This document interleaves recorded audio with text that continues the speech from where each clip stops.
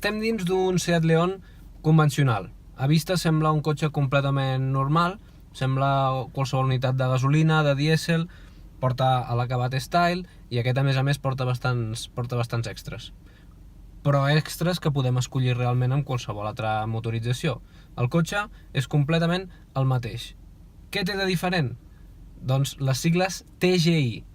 El motor d'aquest cotxe realment és un 1400 de 110 cavalls de gasolina, perquè realment tenim el dipòsit tradicional de gasolina i a més se li afegeix la possibilitat de funcionar amb gas natural. L'adaptació al motor és mínima, té molt poquetes coses canviades, realment l'explosió que fa és la mateixa com la que fa amb gasolina, i ell sol, amb els dos dipòsits que tenim, el de gas natural a pressió i el dipòsit de gasolina, va alternant. Com alterna?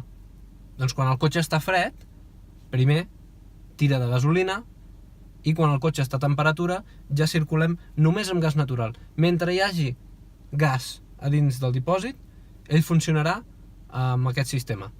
Aleshores, quan se'ns acaba, sense ni adonar-nos-en, canvia i segueix consumint gasolina. Les úniques diferències entre aquest i un León convencional són la boca per on s'introdueix el gas, al costat de la de gasolina, i que veiem una reducció de l'espai del maleter.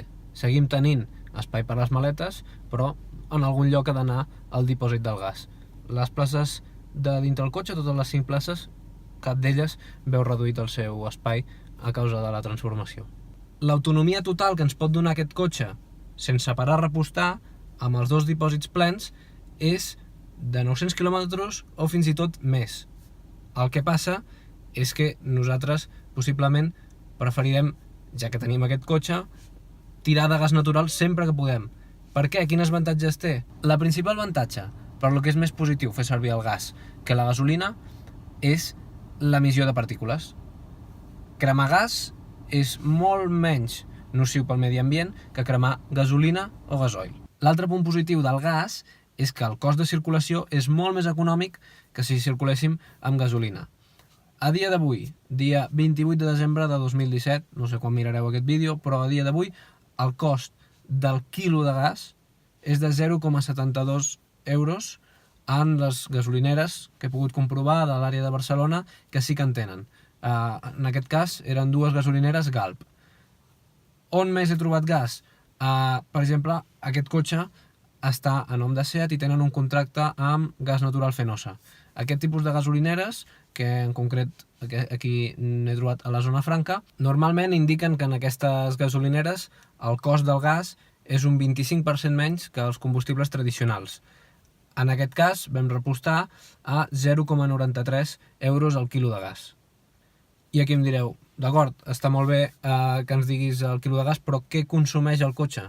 Són equivalents als quilos en els litres? El consum homologat d'aquest cotxe és de 5,4 quilos cada 100 quilòmetres. Aquí canvia una miqueta amb la gasolina, perquè ens hem trobat que el consum real és inferior al consum homologat, per contrari del que passa normalment amb la gasolina o el dièsel, que les marques ens ensenyen un consum preciós i quan és l'hora de la veritat el cotxe en condicions reals consumeix 1,5 litres més. En aquest cas ens hem trobat consums fins i tot cuidant el consum i vigilant de no passar els límits, de circular amb prevenció quan toca frenar, és a dir, fent una conducció eficient, hem arribat a fer 4 quilos als 100 quilòmetres. El consum que aporta aquest cotxe en el seu ordinador en tots els quilòmetres que té fins ara, per fer-me'n una idea, perquè jo realment no he realitzat tants quilòmetres com per fer-me'n una idea, és de 5 quilos cada 100 quilòmetres. Fent la regla de 3, ens surt a 3,60 euros cada 100 quilòmetres, quan el consum de gasolina és de 7,5 litres cada 100 quilòmetres. A més, les bonificacions econòmiques no acaben aquí, perquè al portar l'adhesiu eco en el parabrises podem aparcar en molts llocs on a Barcelona, per exemple, l'hauríem de posar en un pàrquing, en un garatge, doncs hi ha moltes zones habilitades per poder aparcar aquests cotxes.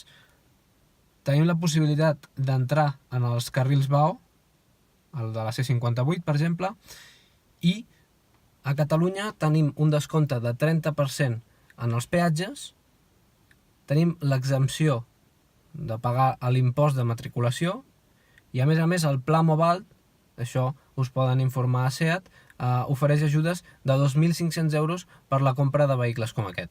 Tot i que els híbrids amb un motor elèctric encara no ofereixin un consum i unes emissions que tendeixin a zero, molta gent potser preferiu anar a lo segur, anar a l'híbrid, que és el que es coneix fins ara al mercat, i passeu de cotxes com aquest, del gas natural, tot i ser una molt bona opció.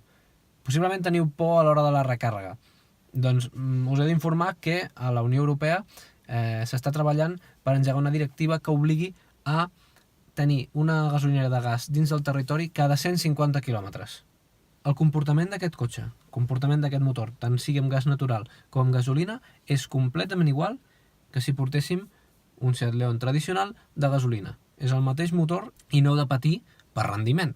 El preu d'aquest cotxe, el Seat León Style de 5 portes amb el motor TGI de 110 cavalls, surt a partir de 20.120 euros amb el canvi manual. En aquest cas tenim el canvi automàtic i el preu pujaria uns 1.400 euros més. Fer servir gas per impulsar un cotxe no és nou. Ja ho feien els taxistes de Barcelona molts anys enrere, portant bombones de butà a dins del maleter. Tot per estalviar diners. Avui en dia s'ha demostrat que el gas és molt menys nociu i que, evidentment, és molt més econòmic. Així que, si he de recomanar o no recomanar aquest cotxe, jo crec que, com a Seat León, a mi és un cotxe que ja m'agrada molt i que la base és molt bona. Aquí, per exemple, en carretera va molt bé, té un xassis molt bo. Ja ho podeu veure que fins i tot treuen versions de més de 300 cavalls amb d'aquest mateix xassís. A l'hora de la veritat, jo el recomanaria si s'han de fer quilòmetres, si el que es busca és estalviar a l'hora de circular, persones professionals, comercials, gent que es guanya la vida conduint i que el cost és molt important a l'hora de que els números surtin a final de mes. És una opció molt recomanable. Tot i això, hem de seguir atents, aviam com evoluciona aquest mercat, de que no pugin gaire molt els preus del gas natural, que les ajudes segueixin i que la Unió Europea segueixi interessada. Des del que ha passat amb el dièsel, ara tots som una mica escèptics a l'hora de posar de moda nous combustibles i noves maneres d'impulsar el cotxe. De totes maneres, aquest cotxe té el meu aprovat i estic content de que surtin iniciatives com aquestes i que es consciencien les administracions de que és una cosa positiva i que, en definitiva, ens fa progressar com a societat.